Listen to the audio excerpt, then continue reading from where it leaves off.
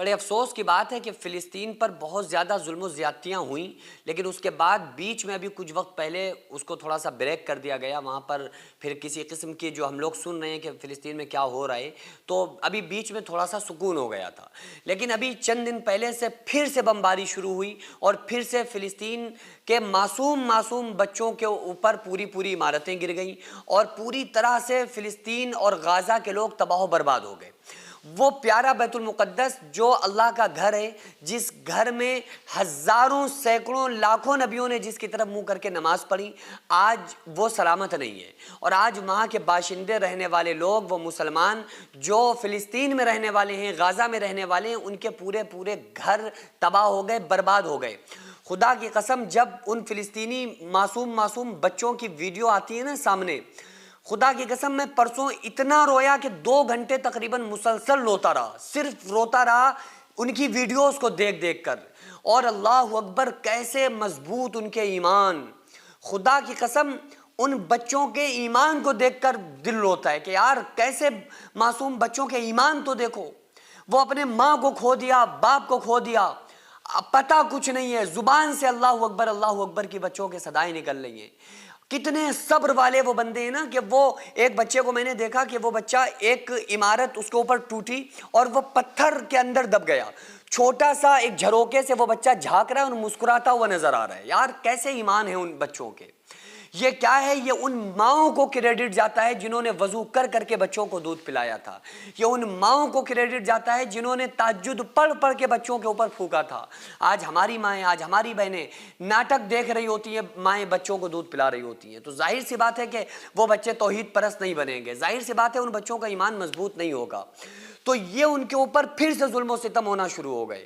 اب اس کے بعد ایک ایسا غم کا ماحول ہے مسلمانوں کے اندر. مسلمان کہہ رہے ہیں کہ یار ہم کیسے عید منائیں، اور ایسی نظمیں سامنے آتی ہیں نا تو مسلمان بڑا اندر سے روتے ہیں کہ یار ہمارے وہ لوگ جو جن کا ایمان اتنا مضبوط ہے، جو اللہ پر توکل رکھنے والے، اللہ پر یقین رکھنے والے، ان کے اوپر ایسے ظلم و ستم کے پہاڑ توڑے جا رہے ہیں تو ہم کیسے کپڑے پہن سکتے ہیں، ہم کیسے کھانا کھا سکتے ہیں، ہم کیسے پانی پی سکتے ہیں. تو یاد رکھو کہ جو عید کی خوشی یا غم کا تعلق ہے وہ کسی غم سے اس کا تعلق نہیں ہے، بلکہ یہ تو سنت ہے. آقا علیہ الصلوۃ والسلام نے بتلایا، اس لیے ہم کپڑوں کو پہنتے ہیں.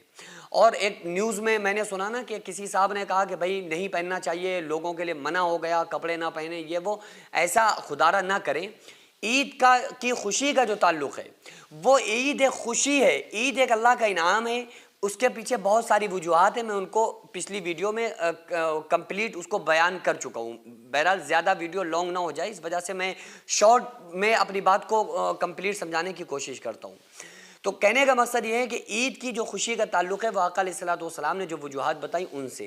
اگر ہمارے ہاں کسی کا انتقال بھی ہو جاتا ہے یا کوئی ہم دیکھتے ہیں کہ بڑی مجبوریوں میں کچھ لوگ ہیں تو ہم ان کے ساتھ غم میں شریک ہیں دلی طور پر. اور جو بھی آپ مدد کر سکتے ہو کریں. الحمدللہ ہماری سوسائٹی نے بہت مدد کی، لیکن کہنے کا مقصد یہ ہے کہ وہ جو ہم شریک ہو رہے ہیں وہ جو جانی طور پر شریک ہو سکتا ہے وہ ویسے ہو، جو مالی طور پر تعاون کر سکتا ہو وہ اس طرح سے کرے. جو اسرائیل کا بائیکاٹ کر کے جو لوگ اسرائیل اور جو بھی ممالک جو فلسطین کے اوپر ظلم و ستم کر رہے ہیں، اگر ہم ان کا پروڈکٹ کو بائیکاٹ کر کے اگر ہم اس طرح سے فلسطین بچوں کے لیے آواز اٹھا سکتے ہیں اور ان کے غم میں شریک ہو سکتے ہو تو وہ کریں. تو یہ ساری چیزیں کریں. لیکن یہ جو رسم چل رہی ہے نا کہ وہ اس لیے عید نہیں منائیں گے کہ کوئی شخص ختم ہو گیا تھا، اس لیے عید میں نئے کپڑے نہیں پہنیں گے کہ وہاں ظلم ہو رہا ہے، تو اس چیز کو خدا کے واسطے عید کے ساتھ نہ جوڑیں. دل روتا ہے ہر مسلمان کا، ہر شخص روتا ہے، لیکن بس یہ ہے کہ ہر کسی چیز کو جو جہاں پر ہے اس کو وہاں رہنے دیں. غم کی جگہ پر ہے، خوشی کی جگہ پر ہے. کسی چیز کو رسم بنا کر ہم رسول اللہ صلی اللہ علیہ وآلہ وسلم کے طریقوں کو پامال نہیں کر سکتے. سوچیں کل قیامت کے دن جب ہر انسان اپنے اعمال کا محتاج ہوگا تو آپ کے لیے جنت میں ایک شاندار محل تیار ہوگا، کیونکہ آپ نے اللہ کے گھر کی تعمیر میں حصہ لیا تھا.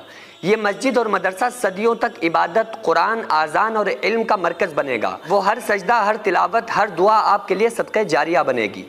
रसूलुल्लाह सल्लल्लाहु अलैहि वसल्लम ने फरमाया, जो अल्लाह के लिए मस्जिद बनाए अल्लाह उसके लिए जन्नत में घर बनाएगा। भाइयों और बहनों, क्या आप चाहते हैं जन्नत में अल्लाह आपके लिए घर बनाए? आपके पास बड़ा ही सुनहरा मौका है। हम मस्जिद और मदरसे के लिए ज़मीन खरीद रहे हैं। ऑन रोड होने की वजह से ज़मीन की कीमत तकरीबन 2 करोड़ है, लेकिन टाइम हमारे पास बहुत ही कम है। बड़ी कम मुद्दत में हमें ये पैसा मालिक तक पहुंचाना है। मालिक तक कीमत ना पहुंचने के सबब हमारा बयाना भी वापस हो सकता है। तो इसलिए आपसे खुसूसी गुजारिश है कि आपको उस नबी का वास्ता जो हमारे लिए रातों में रो कर गए, ताइफ में पत्थर खा कर गए, कि आप इस वीडियो को इग्नोर ना करें और 100, 200, 500, 1000 जितनी आपकी वसत हो उसके मुताबिक आप ज्यादा से ज्यादा ताउन करें। अब या तो आप इसको फ्रॉड कह दें या ये कह दें कि पैसा कमाने का कोई नया चक्कर है और वीडियो छोड़कर चले जाएं। लेकिन अगर आपको ऐसा नहीं लगता है तो फिर खुदा के वास्ते आप ज्यादा से ज्यादा ताउन करें, ताकि हम मस्जिद और मदरसे की जमीन खरीद कर अपने मकसद में कामयाब हो जाएं। और खुदा की कसम, यही एक ऐसा सवाब है जो हमारे मरने के बाद कयामत तक हमें कब्र में मिलता रहेगा और अल्लाह ताला हमारे लिए जन्नत में घर बना कर देगा।